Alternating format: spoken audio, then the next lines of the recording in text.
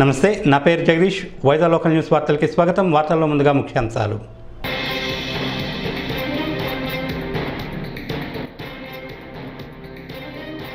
ఎన్నికల్లో ఇచ్చిన మాట ప్రకారం పింఛన్లు 3,000కు పెంచాం, వెల్లడించిన ముఖ్యమంత్రి వైఎస్ జగన్మోహన్ రెడ్డి.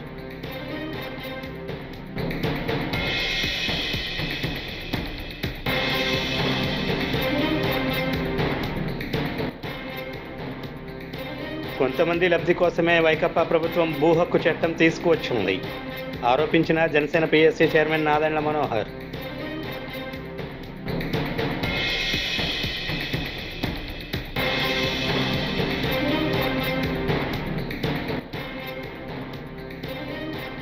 కాంగ్రెస్ పార్టీతో కలిసి పనిచేసేందుకు సిద్ధం స్పష్టం చేసిన వైతేపా అధ్యక్షురాలు వైఎస్ షర్మిల.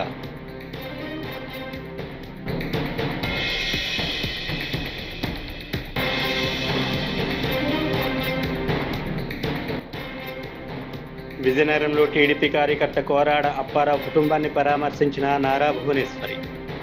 అనంతరం కుటుంబానికి 3 లక్షల ఆర్థిక సహాయం.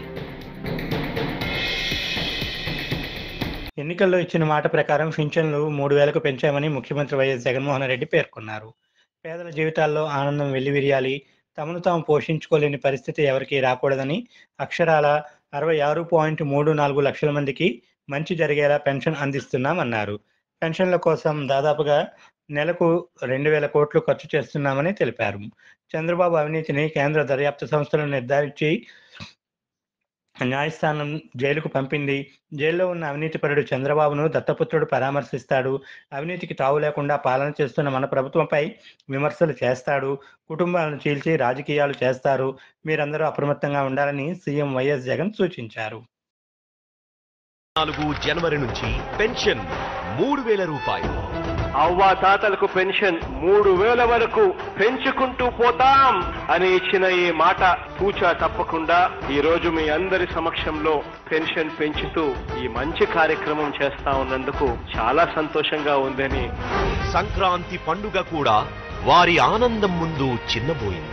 నిజానికి వారికిది అంతకంటే పెద్ద పండుగ. వైఎస్ఆర్ పెన్షన్ కానుక 2024 జనవరి నుంచి 3,000 రూపాయలకు పెంపు. నిజానికి వారికి ఈ శుభవార్తల పరంపర 2019 జూన్ నుంచే మొదలైంది. జగన్ బాబు పాదయాత్రకు వచ్చినప్పుడు అండి 3,000 ఇస్తామన్నారు, 3,000 చేశారండి. సంవత్సరం నుంచి, నెల నుంచి ఈ రోజు జగన్ బాబు ఇచ్చిన హామీలన్నీ కూడా నెరవేర్చాడండి బాబు. మళ్ళీ ఆ బాబే రావాలని మేము కోరుకుంటున్నామండి. 1వ తారీఖున 3,000 తీసుకున్నాం బాబు. మంచి చేస్తూ ఈరోజు మనందరి ప్రభుత్వం సామాజిక పెన్షన్ను అక్షరాల 3,000 రూపాయలు చేసింది అని కూడా చెప్పడానికి సంతోషపడతా ఉన్నా. ఈ సందర్భంగా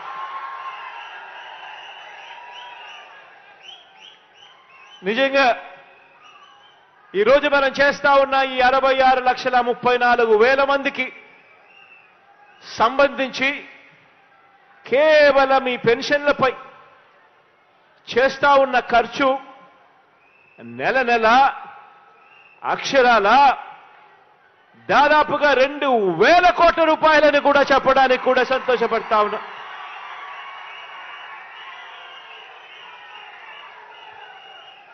ఈరోజు నెలకు దాదాపుగా 2,000 కోట్ల రూపాయలు ఖర్చు చేస్తా ఉన్న ఈ కార్యక్రమం 66,34,000 మందికి అందిస్తా ఉన్న ఈ పెన్షన్ నెల 1వ తారీఖున వచ్చేసరికి మాత్రం ఆ 1వ తారీఖున పండుగ దినమైనా సరే, ఆ 1వ తారీఖున సెలవు దినమైనా సరే, మిగిలిన ప్రపంచానికి అది పండుగ దినం కావచ్చు, మిగిలిన ప్రపంచానికి అది సెలవు దినం కావచ్చు. కానీ మీ జగనన్న సైన్యం, నా వాలంటీర్ తమ్ముళ్లకు చెల్లెమ్మలకు మాత్రం అది ప్రతి అవ్వ తాత ముఖంలో చిరునవ్వును చూసే రోజు. పొద్దున్నే సూర్యోదయానికన్నా ముందే చిక్కటి చిరునవ్వుతో గుడ్ మార్నింగ్ చెబుతూ మరి ప్రతి అవ్వకు ప్రతి తాతకు ఒక మంచి మనవడిగా కొంతమంది లబ్ధి కోసమే వైకాపా ప్రభుత్వం భూ హక్కు చట్టం 2023 తీసుకొచ్చిందని జనసేన పిఎస్సి చైర్మన్ నాదెండ్ల మనోహర్ ఆరోపించారు. భూ హక్కు చట్టం రద్దు చేయాలని గుంటూరు జిల్లా తెనాలిలో బార్ అసోసియేషన్ చేస్తున్న నిరసనకు టీడీపీ జనసేన నేతలు మద్దతు తెలిపారు.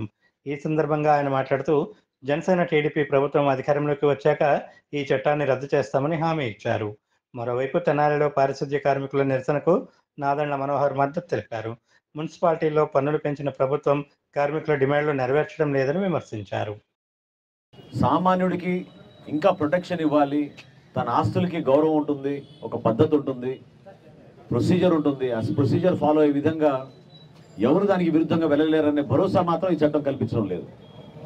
దాన్ని దయచేసి ప్రతి ఒక్కరు కూడా గమనించాలి. ఎందుకంటే 563 సివిల్ కోర్టులు మనం ఏర్పాటు చేసుకున్నాం. అదొక వ్యవస్థ.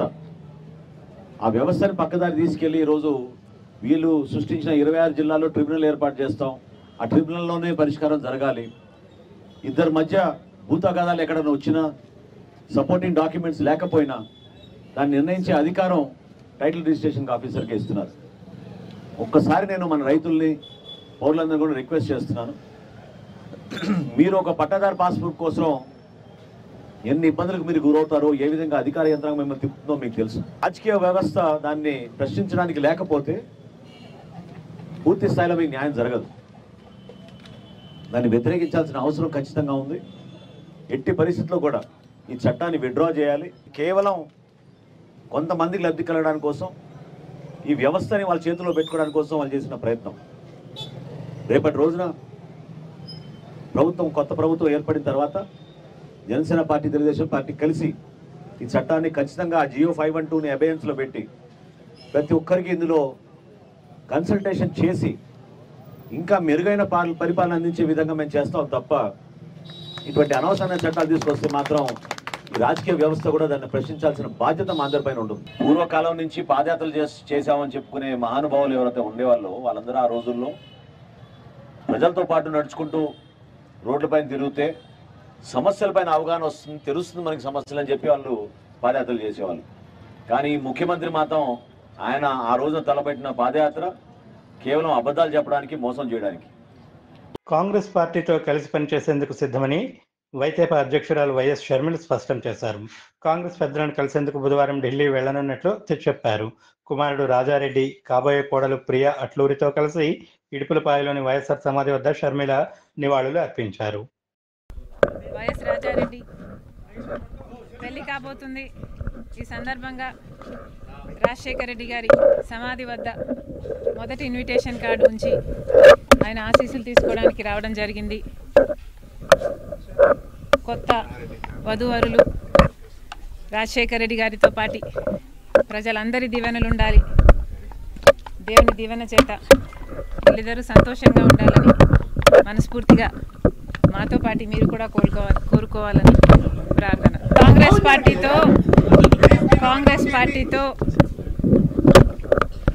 కలిసి పని చేయాలి అని ఇదివరకే నిర్ణయించుకున్నాం.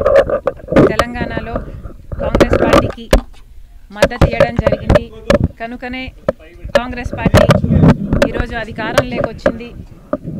కేసీఆర్ గారి ప్రజా వ్యతిరేక ప్రభుత్వాన్ని దించడంలో వైఎస్ఆర్ తెలంగాణ పార్టీ చాలా పెద్ద పాత్ర పోషించింది.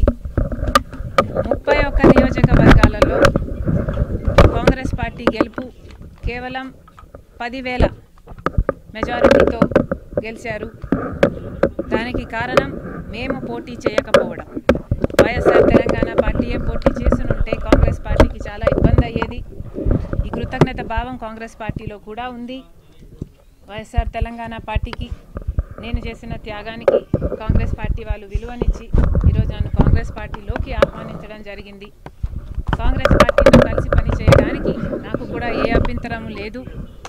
ఎందుకంటే ఈరోజు కాంగ్రెస్ పార్టీనే మన దేశంలో అతిపెద్ద సెక్యులర్ పార్టీ, ప్రతి ఒక్కరికి భద్రతనిచ్చే పార్టీ కాంగ్రెస్ పార్టీ. కనుక కాంగ్రెస్ పార్టీని బలపరచాలని మేము నిర్ణయించుకున్నాం.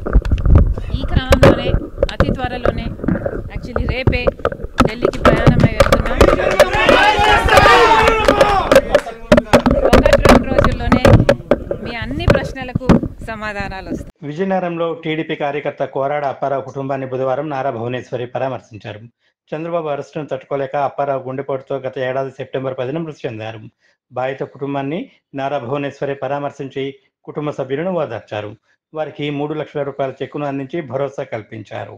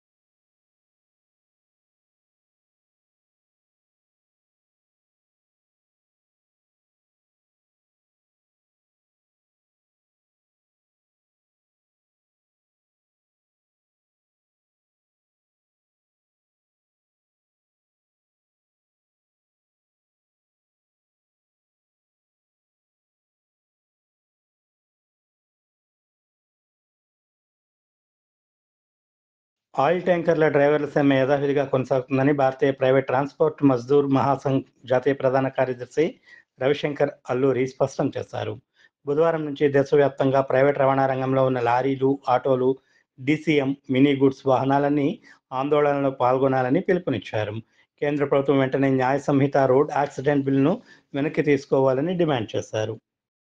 అమెండ్మెంట్ చేస్తూ యొక్క బిల్లుని బిఎంఎస్ అనుబంధ భారతీయ ప్రైవేట్ ట్రాన్స్పోర్ట్ మజ్దూర్ మహాసంఘ్ పూర్తిగా వ్యతిరేకిస్తూ ఉంది.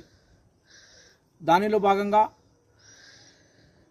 30 తారీఖున మధ్యప్రదేశ్ ఇండోర్లో జాతీయ కార్యవర్గ సమావేశం జరిగింది. ఈ యొక్క సమావేశంలో మేము నిర్ణయం చేశాం, ప్రభుత్వానికి కూడా మేము కేంద్ర ప్రభుత్వానికి తెలియజేయడం జరిగింది. ఏదైతే డ్రైవరు యాక్సిడెంట్ చేసినప్పుడు చిక్కకుండా ఉన్నట్టయితే, అంటే గాయపడినటువంటి వ్యక్తిని యాక్సిడెంట్ చేసినటువంటి డ్రైవరే హాస్పిటల్కి తీసుకెళ్లకుండా ఉన్నట్టయితే అతనికి 10 సంవత్సరాలు జైలు, అదేవిధంగా 7 లక్షల జరిమానా అనేటువంటిది విధిస్తూ ఈ యొక్క చట్టాన్ని మార్పు తెస్తూ ఉంది కేంద్ర ప్రభుత్వం. ఇది అసలు మనం బ్రిటిష్ కాలంలో ఉన్నామా, లేకపోతే ఈరోజు మనం భారతీయ ప్రజలకు ఏమి సందేశం ఇవ్వదలుచుకున్నామనేటువంటి ప్రభుత్వం ఆలోచన చేసుకోవాలి. ఒక 10 సంవత్సరాలు కనుక డ్రైవరు జైలుకి వెళ్ళినట్టయితే ఏ విధంగా మరి వాళ్ళ కుటుంబం బతుకుతుంది? 7 లక్షలు తన సొంత వాహనదారుడు కూడా కాదతను, వాహనమకే ఓనర్ కాలేని వ్యక్తి ఈరోజు 7 లక్షలు ఎక్కడి నుంచి కడతాడని చెప్పి మేము అడుగుతా ఉన్నాం. ఇకపోతే ఇన్సూరెన్స్ కంపెనీల ద్వారా రెట్టింపు చేసుకుంటూ ఈరోజు ప్రభుత్వం ఆదాయం గడుస్తూ ఉంది, ఇన్సూరెన్స్ కంపెనీలు ఆదాయం గడుస్తూ ఉన్నాయి. IRDA అసలు వాహన ప్రమాదం జరిగినప్పుడు ఇన్సూరెన్స్లే ఇవ్వట్లేదు. దీని మీద అసలు ఎక్కడ కూడా చర్చ లేదు పార్లమెంట్లో. ఈ యొక్క స్టాండింగ్ కమిటీలో ఈ యొక్క కాంగ్రెస్ యొక్క ఎంపీలు, భారతీయ జనతా పార్టీ ఎంపీలు, మరి కమ్యూనిస్ట్ ఎంపీలు. చంద్రబాబు ఫక్తు రాజకీయ వ్యాపారాన్ని రాష్ట్ర సాంఘిక సంక్షేమ శాఖ మంత్రి మేరుగు నాగార్జున మండిపడ్డారు. పేదలను చంద్రబాబు ఎప్పుడైనా పట్టించుకున్నారా అని ప్రశ్నించారు. బీసీలు జడ్జీలుగా పనికిరారని లేఖలు రాసింది చంద్రబాబు కాదా చెప్పాలన్నారు. చంద్రబాబు ఒక పొలిటికల్ బ్రోకర్ అని మంత్రి ఫైర్ అయ్యారు. లేకపోతే రాధాకృష్ణ గారు కానీ, లేకపోతే నాయుడు గారు కానీ, వీళ్ళంతా ఊడిగం చేస్తారే ఉన్నారు. గుణపాలతో లేపుతా ఉన్నారు, ప్రొక్లైన్ పెట్టి లేపుతా ఉన్నారు చంద్రబాబుని. కొత్తగా ఇంకోటి తయారయ్యాడు బి టీము. ఆమె బీజేపీ పార్టీ అధ్యక్షురాలు. ఉదయం టీడీపీ ఆఫీస్ నుంచి ఒక స్క్రిప్ట్ వస్తుంది, ఆమె స్టార్ట్ చేస్తుంది. బీజేపీకి రాష్ట్ర అధ్యక్షురాలుగా ఉన్నటువంటి పురంధేశ్వరి గారు రోజు జగన్మోహన్ రెడ్డి గారి మీద, మా ప్రభుత్వం మీద, మా పార్టీ మీద విషం కక్కుతూ ఉన్నారు. చివరికి పాపం ఆమెకి ఎక్కడ దాకా వెళ్ళిందంటే ఎస్సీ ఎస్టీల గురించి కూడా బీసీల గురించి మాట్లాడే పరిస్థితికి ఆమె వెళ్ళింది. ఎస్సీల కోసం మాట్లాడే ఉన్న తల్లి పురంధేశ్వరమ్మా, ఒక్కసారి వెనక్కి వెళ్ళమ్మా. ఎంతమంది ప్రాణాలు కోల్పోయారో కారంచేడులో, నువ్వు ఏమైపోయావమ్మా? నువ్వు ఒక పార్టీ, మీ ఆయన గారు ఒక పార్టీ, మీ అబ్బాయి గారు ఒక పార్టీ. రేపు మీరు జగన్మోహన్ రెడ్డి గారి కోసం, మా కోసం, మా ఎస్సీల కోసం మాట్లాడుతున్నారంటే ముందు మీ నాన్న మహానుభావుడు, ఆయన పార్టీని పెడితే అప్పళంగా లాగేసుకుంటే మీ నోర్లు మోగపోయినాయి. పార్టీని లాక్కున్నారు, జెండాను లాక్కున్నారు, ఎన్టీఆర్ ట్రస్ట్ను లాక్కున్నారు, దాని ఆస్తులు లాక్కుంటే మీ నోళ్లు మోగబోయినాయే. నువ్వు వచ్చి మాకు విజయవాడ నోవాటెల్ హోటల్ వద్ద సర్వీస్ రోడ్డు విస్తరణ పనులను ఎంపీ కేశినేని నాని పరిశీలించారు. ఈ సందర్భంగా మాట్లాడుతూ బెంచ్ సర్కిల్ ఫ్లైఓవర్ విజయవాడ నగరవాసుల చిరకాల వాంఛ అని, ఆ వాంఛను గత టీడీపీ ప్రభుత్వం నెరవేర్చిందని చెప్పారు. 81 మీటర్ల మేర ఫ్లైఓవర్ను కేంద్ర ప్రభుత్వంతో పలుమార్లు చర్చలు జరిపి 850 మీటర్ల వరకు పొడిగించామని చెప్పారు.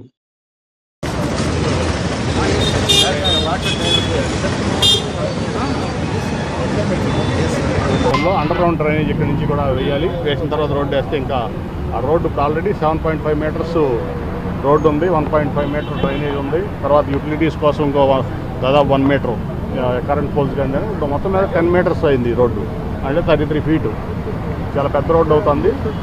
కాబట్టి అండర్ గ్రౌండ్ డ్రైనేజ్ కూడా కమిషనర్ గారిని ఏమని కోరాం, తప్పకుండా వేస్తామని చెప్పారు. అలా ఈస్ట్ సర్వీస్ రోడ్డు కూడా త్వరలోనే మొదలుపెట్టి చేపిస్తాం. ఎందుకంటే తెలుగుదేశం పార్టీ కానీ, నారా చంద్రబాబు నాయుడు గారు కానీ, మేమందరం కూడా ముఖ్యంగా ఇక్కడ మరి నిత్య కృషి వరుడు మా గద్దె రామ్మోహన్ గారు ఎప్పుడు కూడా నిరంతరం ప్రజల సమస్యలు ఉంటారు. ఈ విజయవాడ అన్న అభివృద్ధి చెందిందంటే ఓన్లీ తెలుగుదేశం వల్లే జరిగింది. మీ అందరికీ కూడా తెలుసు, మీడియా మిత్రులందరికీ కూడా. ఎందుకంటే గన్నవరం ఎయిర్పోర్ట్ నుంచి మొదలుపెట్టి మీరు ఎక్కడ చూసినా ఈ ప్రాంతం అంతా అభివృద్ధి చెందిందంటే 14 to 19. తర్వాత దాని పనులు కొనసాగింపుగా ఎన్ని జరుగుతున్నాయి ఇప్పుడు అంత మాత్రమే. కనీసం 50 కోట్ల రూపాయలు రోడ్డు ఎక్స్టెన్షన్కి ఇవ్వలేని రాష్ట్ర ప్రభుత్వ చిత్తశుద్ధిని కూడా మనం ఇక్కడ గమనించాలి. ఈ విజయవాడ అభివృద్ధి పట్ల రాష్ట్ర ప్రభుత్వానికి, ముఖ్యమంత్రి జగన్మోహన్ రెడ్డికి ఏమాత్రం చిత్తశుద్ధి ఉందో 50 కోట్ల రూపాయలు ఈ రోడ్డు ఇస్తే చాలా ఎప్పుడో అయిపోయింది ఈ రోడ్డు. కానీ మేము కేంద్ర ప్రభుత్వంలో ప్రొవిజన్ మార్పిచ్చి తీసుకొచ్చి ఇంత హడావుడి ఇంత డిలే అవ్వడం జరిగింది. ఏది చూసుకున్నా సరే, ఈవెన్ మీకు రిటైనింగ్ వాళ్ళు కృష్ణానది మీద ఆ ప్రాంతం అంతా, కృష్ణానది ప్రాంతం అంతా మునిగిపోతుందంటే మా గద్దె రామ్మోహన్ గారు ఆ రోజున చంద్రబాబు నాయుడు గారు తప్పించి రిటైనింగ్ వాళ్ళు ఆ రోజు మొదలు పెట్టడం జరిగింది. అదే వాళ్ళ కొనసాగింపు జరుగుతూ ఉంది పని, అంతే తప్ప ఒక్క పని కూడా ఈ విజయవాడకి, ఈ ప్రాంతానికి జగన్మోహన్ రెడ్డి కానీ వైకాపా కానీ చేసినటువంటి పరిస్థితి లేదు. అది ప్రజలందరూ కూడా గమనించాలి. ఏదైనా కానీ మళ్ళీ 4-5 నెలల్లో మళ్ళీ మా ప్రభుత్వం రాబోతూ ఉంది. ఈ విజయవాడ అభివృద్ధి అంటే మళ్ళీ మాతోనే సాధ్యం అని చెప్పి మరొకసారి చెప్తాను. విజయవాడ ఇంద్రకీలాద్రిపై అమ్మవారి ఆలయంలో భవానీ దీక్ష విరమణలు బుధవారం ఘనంగా ప్రారంభమయ్యాయి. 5 రోజుల పాటు భవానీ దీక్ష విరమణ కార్యక్రమం కొనసాగనుంది. దుర్గగుడి అధికారులు, అర్చక స్వాములు 4 హోమగుండాలను వెలిగించి అగ్ని ప్రతిష్టాపన చేసి దీక్ష విరమణలను ప్రారంభించారు. నేతి టెంకాయలను సమర్పించి భవానీలు భవానీ దీక్షలను విరమణ చేస్తున్నారు. ఈ సందర్భంగా జై దుర్గా జై జయ దుర్గా నామస్మరణతో విజయవాడ మారుమ్రోగింది.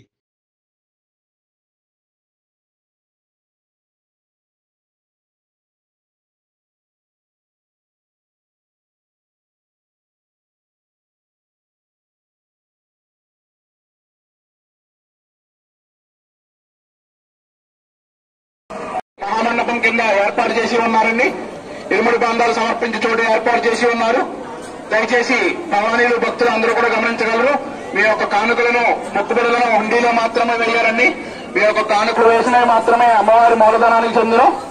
జయ దుర్గా భవాని.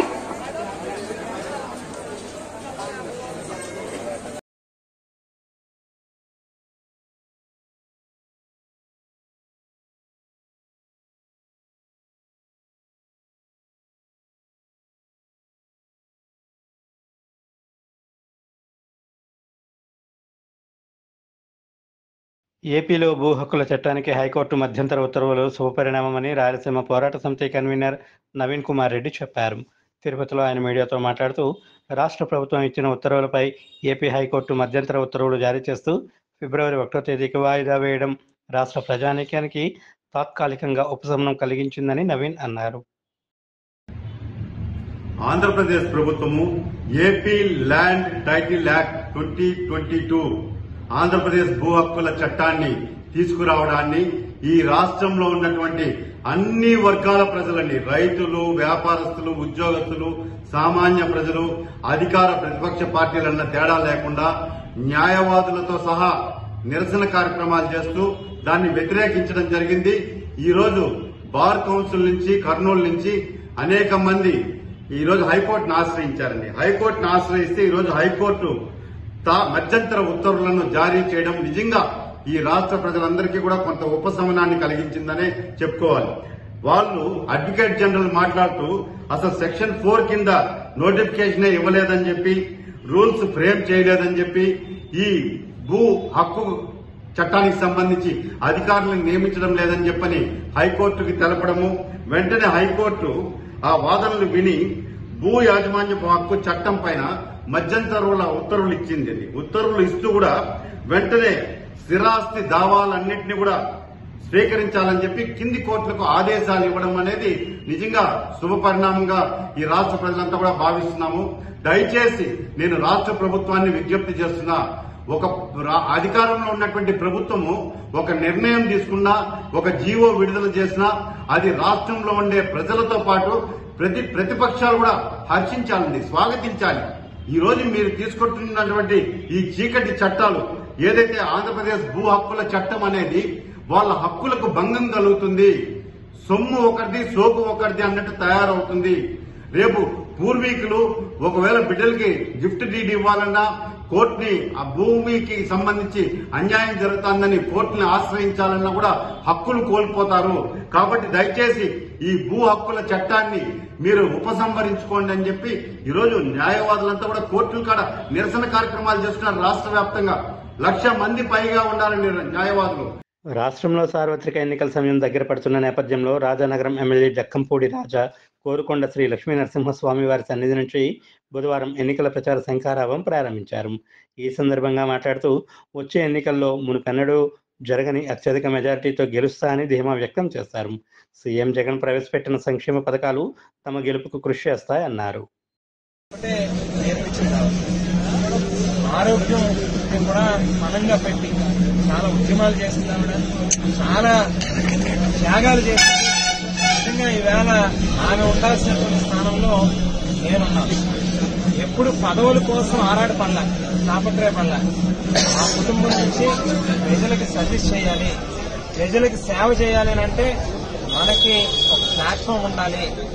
అది రాజకీయపరమైనటువంటి ఏదైనా ఒక అవకాశం ఉన్నప్పుడు మనం చేయగలిగేటటువంటి సర్వీస్ అనేటువంటిది ఇంకా బ్రాడ్గా ఉంటుందనేటువంటి ఆలోచనతోనే ఆమె కూడా మాకు నేర్పించినటువంటి రాజకీయ పాఠాలు కానీ, మాకు చూపించినటువంటి మాట కానీ, నాకు కానీ గణేష్కి కానీ అదే నేర్పించారు. ఎందుకంటే ఇంకా చెప్పాలి అంటే నాన్నగారిని ఒక రకంగా చాలా తక్కువ చూసామనే చెప్పాలి. విన్నది ఎక్కువ తప్పితే నేను స్వయంగా చూసుకున్నాను.